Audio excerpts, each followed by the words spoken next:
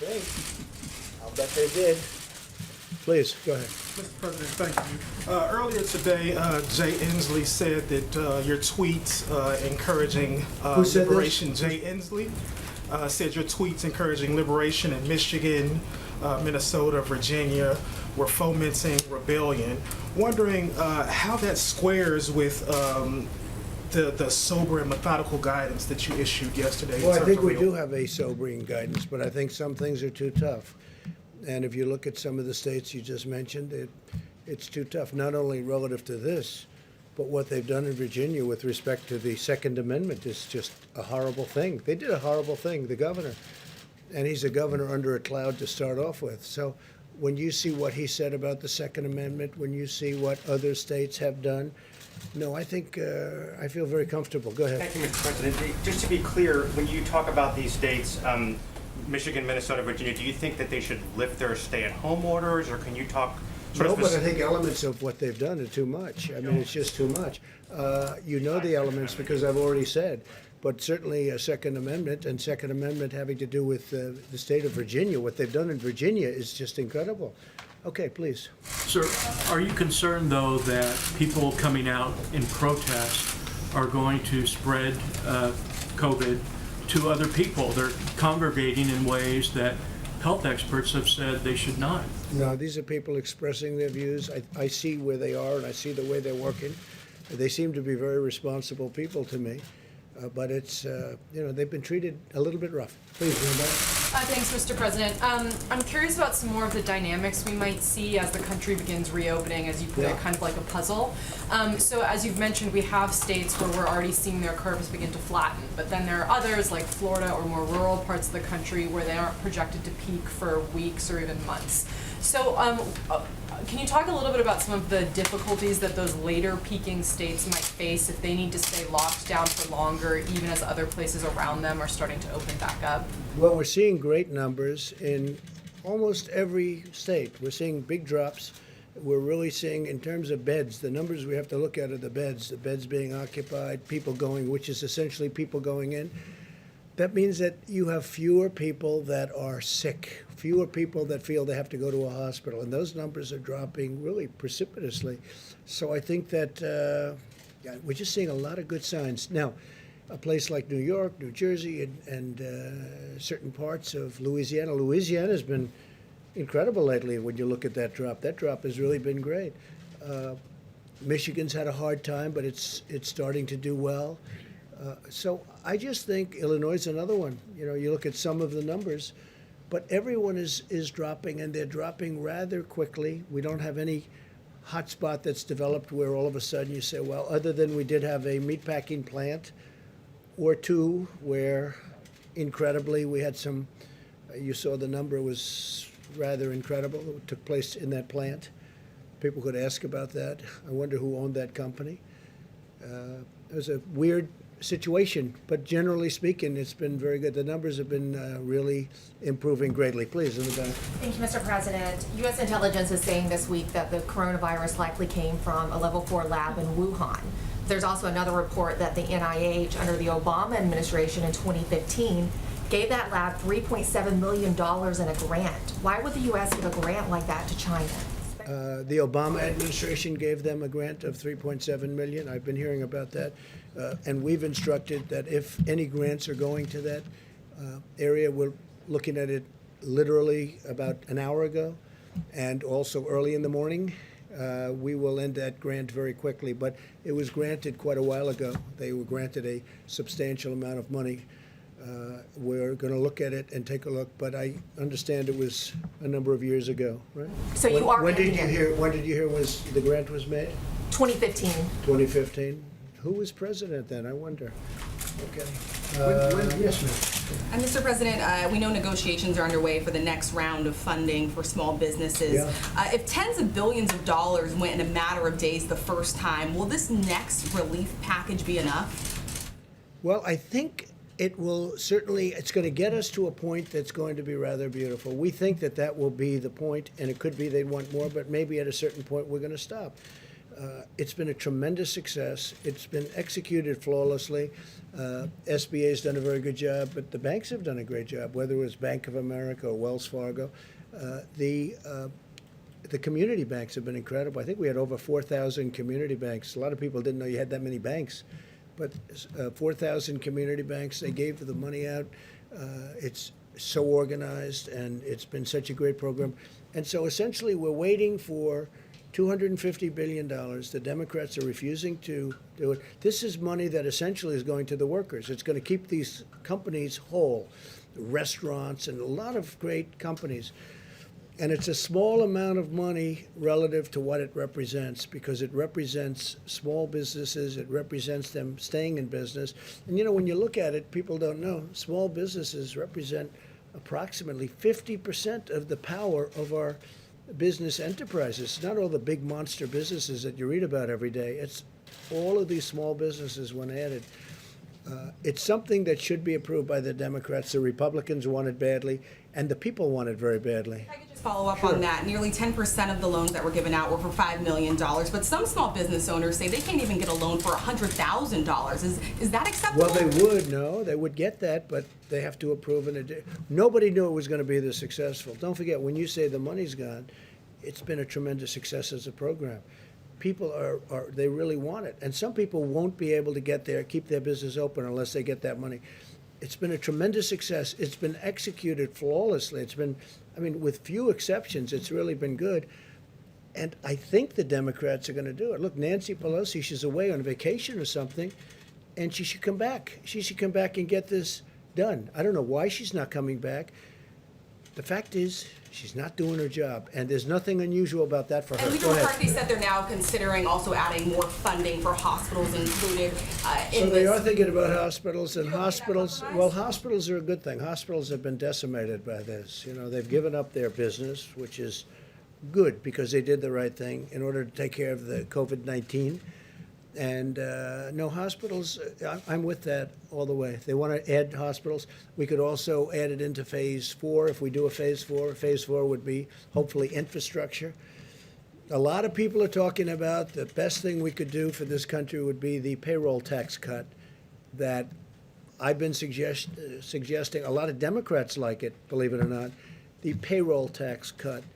And Art Laffer, who's tremendous, he's a tremendous, in fact, he recently got the Presidential Medal of Freedom, economist. He was with Ronald Reagan, and he looks like he's 25 years old, but I think he might be a little bit older than that. He looks so great. But Art Laffer said the single best thing you can do is the payroll tax cut. And I would just about agree with that, and I'd like to see that. I'm not sure that we're going to get that, but I think that's something that could be done. It's simple. It's really good for both the company that employs these people and for the people that are employed. So we're going to see whether that happens or not. The payroll, I put it out there, the payroll tax cut would be a tremendous incentive for this country. Steve? China now says its coronavirus death toll in Wuhan is 50% higher, Yep. up to about 4,000. Does that sound like a credible number to you? Well, you know, when I listen to the press every night saying we have the most, we don't have the most in the world deaths. The most in the world has to be China. It's a massive country. It's gone through a tremendous problem with this, a tremendous problem, and they must have the most. So today I saw they announced that essentially they're doubling up on the numbers, and that's only in Wuhan. They're not talking about outside of Wuhan. So it is what it is, Steve. It is what it is. What a sad state of affairs. Investigation into whether the virus escaped from this lab in Wuhan, how active is that, and when do you Well, expect to we're hear? looking at it. A lot of people are looking at it. It seems to make sense. They talk about a certain kind of bat, but that bat wasn't in that area. If you can believe this, that's what they're down to now is bats. But that bat is not in that area. That bat wasn't sold at that wet zone. It wasn't sold there. That bat is 40 miles away. So a lot of strange things are happening, but there is a lot of investigation going on, and we're going to find out. All I can say is wherever it came from China, in whatever form, 184 countries now are suffering because of it. And it's too bad, isn't it? And it could have been solved very easily. when it was just starting. It could have been solved really very easily. Yeah, please, Linda. Thank you, sir. So about the 80 million payments that have gone out, Yeah. that you mentioned, you said that less than 1% have had snafus, but that could be 800,000 snafus. So we've also seen Well, reports I'm just saying, it's less than 1%, and the snafus are very minor. And they're- you're not and they were talking about fixed. No, excuse massive me. numbers of dead people who've received. No, they were 80 million Tens of payments millions of went out people. over a period of a few days. And they caught certain mistakes that they made, but this is a tiny amount of mistakes. I can tell you mistakes that were made in government where wrong countries were signed, okay? 80 million, this has been a tremendous success. And any mistake that was made, they've been caught. And it's less than 1%. That's a very good percentage. I can tell you for government. I mean, how about the Obama website, the Obamacare website, where they spent $5 billion on building a website that you could have built for peanuts? Okay. If money went out to deceased people, is the government going to get that back? Yeah, anything that was sent out, it's like sometimes you send a check to somebody wrong. Sometimes people are listed, they die, and they get a check. That can happen. You're talking about, I guess the number is about 80 million people. Yeah, sure, we'll get that back. Everything we're going to get back. But it's a tiny amount. They've done a fantastic job. This was done in a matter of a few days. Yeah. Your campaign said today that they are planning on resuming rallies before the election. Is there a timeline that you're looking at? Would it be restricted to certain states? Have you thought about how that would work? Well, I hope we can do rallies. It's great for the country. It's great spirit. It's great for a lot of things. To me, it's a tremendous way of getting the word out. If you look at our success rate, we've had tremendous success. We win where we have rallies, including endorsements of candidates. Our success rate is, I think, unparalleled. There's nothing like it. So I certainly hope we can have rallies. We'll find out. I don't like the rallies where we're sitting like you're sitting. I mean, you got many reporters outside trying to get into this room, and I come in, I'm looking at this room, and I see all this. It loses a lot of flavor. It loses, to me, a lot of flavor. But I hope we're going to have rallies. I think they're going to be bigger than ever. I will say this, the rallies that we're having until we had to stop with regard to the problem that we had here, the rallies were bigger than they were, I think even substantially bigger. We'd go into the biggest arena and would turn away 20, 30,000 people sometimes. And in one case, I think they said in New Jersey, we had 175,000 people show up for an arena that holds 9,000 people. And they showed up. And the reporters even reported that. That was almost shocking to me. But I hope we can resume rallies because I think they're an important part of politics, actually. Mr. President, under your reopening plan, some workers can go back to work in phase 1, but schools cannot reopen until phase 2. Many parents don't have an option to work from home. So how can you get businesses back up and running as long as schools are closed? Well, I think the businesses are going to, and I think now we've given the businesses a real jolt, a real positive jolt. They're able to keep their employees. You know, without the employees, if the employees leave that area, if they leave, you know, who knows where they're going, or if they get another job maybe someplace else, you're not going to have the same business. So we gave them money to hold their employees. They're going to do that. We hope we can do $250 billion more. It's absolutely so inexpensive compared to what it represents, and we hope that's going to happen. But I really think, look, you see it with the stock market. The market was up 700 or 800 points today, and if you would have told me that we would have a virus, the likes of which this world has not seen since 1917, which was the Spanish flu, where anywhere from 75 to 100 million people were killed, and that we'd have a stock market that's not far below its all-time high.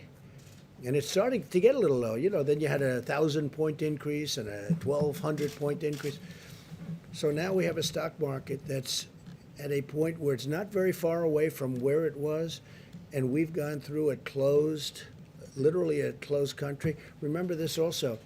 I mean, we have had a closed economy. We had the best economy anywhere in the world by far. We had the best economy we've ever had. And remember this, the dollar is very strong. And strong dollars are overall very good. But it does cause problems. It's harder to sell outside of the country, et cetera, et cetera. It's a little harder for manufacturers. Sometimes it's a lot harder. Everybody wants to invest in our country. Everybody wants, and you know, we're paying almost zero in interest, like in some cases, zero. We've never had that before. People want the safety of our country. But if you would have told me that a market was where it is today, and today we had almost, I guess, more than a 700-point increase, and we're at a point which is, you know, it's not what it was, but it's not that far off, I would have told you that's got to be an impossibility. The reason that is because there is a great pent-up demand. This country's going to come back, and it's going to come back strong. We have to get rid of the virus. We've got to open up our country. We're going to open it up in quadrants. We're going to open it up as states. Some of the states should get together, and they should work on their own borders and everything, because you don't want to have people pouring through a border of a state that isn't infected, and you have people coming perhaps outside. That's one of the reasons I was asking Tony 2 days ago about masks. Well, why in Wyoming or Montana would they have to wear masks? The numbers are very good. And the reason, if somebody comes from outside, you know, which is very severe, but it's, again, and it's going to be up to them. It's a recommendation, but we'll see. But if you would have told me how well we're doing after we went through the worst event of its kind since 1917, it's pretty amazing. Question, Mr. please. President, about childcare, though, millions of Americans aren't sure how they can go back to work if schools are closed. How can they have their The kids schools taken will care be of? open too Is your very government soon. considering something in addition to helping employees stay employed I to think help that's- them take care of their It's kids? a good question. I think the schools are going to be open soon. I think a lot of governors are already talking about schools being opened. And we do have to take care of our seniors, because we've learned a lot about this disease. We've learned, call it a disease. We've learned a lot about this plague. And we have to take care of our seniors. We're going to take care of a lot of people. But I think the schools are going to be open sooner rather than later. And I understand, and I've spoken, some governors are already thinking about getting the schools open. I have a young boy who goes to school. I'd like to see him go to school. As good as home is, it's very nice, but we'd like to see him go to school. Please. Thank you, Mr. President. I agree with that point. I would like to know about some of these areas that you would like to open up, some of these quadrants. You singled out Virginia, Michigan. They don't have a decline in cases yet. Yet you tweeted out today that you'd like to liberate them. Well, they're going to have soon, but they're very, what they've done is very powerful in terms of, I think, you know, you could get the same result out of doing a little bit less. What they've done to some people is very unfair. In Virginia, I'm going above and beyond what we're talking about with this horrible plague. They want to take their guns away, okay? They want to take their guns away. That's the Second Amendment. That's Virginia. You have a governor who really, I guess he should be under siege. He seems not to be. If he were a Republican, he'd be under siege. But he seems to have escaped something that was pretty bad, including what he said about birth, including what he said about many different things. But he wants to take, if you take a look at what's going on in Virginia, they want to take away Second Amendment rights, and that's what they want to do. So when you talk about liberate, or if you talk about liberation, you could certainly look at Virginia as one. Go ahead. Anybody else? Mr. President. Which states are ready to reopen in your mind, and how soon? Well, I don't want to go. I want to leave the governors make that decision. We're watching very closely. If we see something happening bad that we think is wrong, we're going to come down very strong on that. Very, very strong. The federal government has a lot to say. We have a lot to say beyond what anyone understands. And we think, and I've gotten to know many of the governors, many Democrats too. It's Republicans, and I knew the Republicans. I knew some of the Democrats, but I got to know a lot of them. I think it's going to be in the hands of a lot of good people. I think a lot of good people are looking at this, and they want to do what's right, Steve. The Vice President is traveling soon, I think tomorrow to Colorado. When are you going to be in a position to travel again? Well, they'd rather not have me travel. I think I've been in the White House, I don't know, for months. I don't know what it is, but it's for months. Other than I did leave to say goodbye to our beautiful ship, right? The Comfort, as it left Virginia, where it got out of dry dock. It got out of maintenance very early. It was supposed to be there for 4 weeks. It was there for a few days. Literally, we got it up to New York. I mean, they didn't need it like. Well, I wouldn't say we hoped. I'm glad they didn't need it. They didn't need it. That was a good thing. They didn't need the convention center, 2,500 beds, or depending on your definition, 2,900. We ultimately converted it to COVID. The Army Corps of Engineers and FEMA The job they did was incredible. But that's a sign that they're making progress in New York. If you look at that, you know, we built it, it was ready, it's there now, it's ready. We converted it to COVID. It wasn't supposed to be for that, at the request of, frankly, our side. Then ultimately we converted it, but there is much less demand. That's such a good thing. I mean, I'm not complaining about that. I think it's a great, that means New York's making progress. Is it important to you that Vice President is going tomorrow? He's going to Colorado? I think he's going to the Air Force to make the commencement, right? Yes, sir. Oh, I think it's great. I think it's great. If he's going to make the commencement, I hear they're going to have a very spread out crowd. Yes, sir. They're going to be, I will say, they are going to be socially very good. They're going to be very far apart. That'll be very interesting. I think I'm going to watch that one. No, they're going to be, they're going to have a good spread, a good distance apart. I spoke to Mike about it. No, I think making the commencement speech, I'm doing it at West Point, which I look forward to. I did it last year at Air Force. I did it at Annapolis. I did it at the Coast Guard Academy. And I'm doing it at West Point. And I assume they've got it. And I understand they'll have distancing. They'll have some big distances, so it'll be very different than it ever looked. Do I like the look? No, I don't. And eventually, next year, they'll have a commencement which will be like it's been, like when people like this, our great admiral, who's done such a great job, when he graduated from where he graduated, me too, we're nice and tight. And that's going to happen again. I don't want people to think that this is going to be like this forever, but for a period of time, we're going to have to keep it that way. That includes baseball games and football games and other things.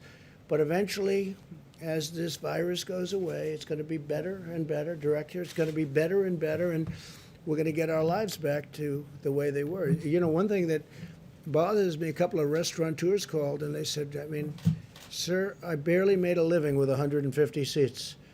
Now, if I do what they want me to do, I'll be down to 25 seats. And I can't. I said, yeah, but you're not going to be there forever. And he didn't really know that. He thought that they were going to take 150 seats, move it down to 25 to 50 seats, depending on the way he laid it out. He said, don't worry about it. Eventually, you're going to be back to the scene that you used to have, which was, look, I could tell you about, and I'm not going to do it because I didn't want to bring it up, but I could tell you about events that took place, and I said things like, you'll never do that again, or you'll never do this again, or I don't even want to mention the events. I don't want to mention what you're supposed to be doing. Because, and you know, one of them was so horrible. I said a certain industry will be out of business, never happen again. 2 weeks later, it was like nothing ever happened. Hopefully, we get rid of this. We have tremendous talent up here and all over, including governors, including local governments, state governments. I look forward to the time, to me, when we can really normalize. But normalizing is being back to where we were. Yeah, please, go ahead. Mr. President, some of your allies are calling for China to be stripped as host of the 2022 Olympics. Wondering what you make of that. Is that something that you would consider, or? So I just made a deal with China where they're going to put in $250 billion of product. They're going to be buying 50 from 40 to 50 billion in farm. I want to see what's happening with China. I want to see how they're doing on it. Are they fulfilling the deal, the transaction? We have a lot of discussions going on with China. Let me just put it this way. I'm not happy, okay? I'm not happy. And I spoke to them, and this could have been shut down a long time ago. They knew it, and we couldn't get in, and in all fairness, World Health couldn't get in, and that's why I wish they took a different stance. They took a very pathetic stance and a very weak stance, but they say they couldn't get in. But ultimately, they got in much sooner than anybody, but they didn't report what was happening. They didn't report what was happening inside of China. No, I'm not happy with China. Yeah, please. Mr. President, I wanted to ask Dr. Fauci, could you address these suggestions or concerns that this virus was somehow man-made, possibly came out of a laboratory in China? You studied this virus. What are the prospects of that?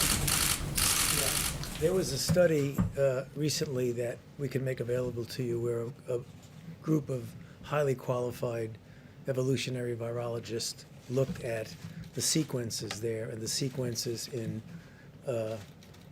bats as they evolve, and the mutations that it took to get to the point where it is now is totally consistent with a jump of a species from an animal to a human. So, I mean, the paper will be available. I don't have the authors right now, but we can make that available too. Follow-up, sir, on the protests that we've seen of people wanting the economies to open. Does that concern you, though, as a health expert, when you see folks congregate, and are you worried if that's encouraged? Well, I mean, I'm looking at it from a public health standpoint. I certainly can understand the frustration of people, but my main role in the task force is to make recommendations to protect the health and the safety of the American people. And I would hope that people understand that that's the reason why we're doing what we're doing, and hopefully we'll put an end to this. Thank you. And I will say this, I'm very, very satisfied with the decision we made, listening to experts, listening to my gut, the feeling of the Vice President, and really many others when we put it all together. Look, if we didn't do what we did at the time, we could have lost more than 2 million people. I really believe that. I could show you charts of other places that gave it a shot and they're not doing well. And I would show it to you right now. I don't want to embarrass anybody, but they gave that a shot. It's an automatic. I mean, everybody would say, let's do that, until they sit down and start thinking. And we could have lost more than 2 million people. We could have lost more than 2 million. Could have been much more than that, by the way. We have one that says from 1.6 to 2.2, but it could have really been more than that. But I looked at one country in particular, that is using the herd mentality, not working out very well. Now, with all of that being said, we have to get back to work. We'll be crossing lines very soon in many cases. In some cases, we're well on the way down. In other cases, we're right at the top and heading down. We're heading in the right direction. I saw some numbers from New Jersey, which was having a very tough time at starting. He's doing a terrific job, the governor, Phil Murphy, starting to get some really good signs. I looked at some of the New York numbers. They're starting to get, they've been devastated, obviously, but some really good things are starting to happen. So if we would have done something different, first of all, it would not have been sustainable. You would have had people, they would have been furious at you and me and everybody up here. It would not have been sustainable. Because you look at some of the hospitals, as an example, a certain hospital right near where I grew up in Queens, and you had body bags all over the floor of that hospital. You know the one I'm talking about. All over the floor of the hospital. Now multiply that times 12 or 15, because that's the kind of numbers you're talking about, 12 or 15. And it would not have been, there would have been an insurrection. Nobody would have understood that. Whereas right now, nobody can be blamed, and there is no blame. We're all in a situation that was caused, that should have been solved long ago. It could have been solved probably very easily. Look, this is a tough enemy, but probably very easily if a certain country did what they should have done. And we're just starting to learn those facts. But what we did was the right thing. What we did was the right thing. With that being said, we want to get back, and we're going to be opening up states. They're being opened by very capable people. It's also point of sale, as they say in a different business. It's the point, they'll be able to look at that, where the testing is taking place. We're going to help them with the testing. We've developed some tremendous tests over the last little while, and we're going to work with the states, so we're going to help them. But they know every inch of land in their states. I watched the governor of Arkansas, Asa, you saw that. I thought he was terrific. I watched the governor of Oklahoma over the weekend being interviewed. He was terrific.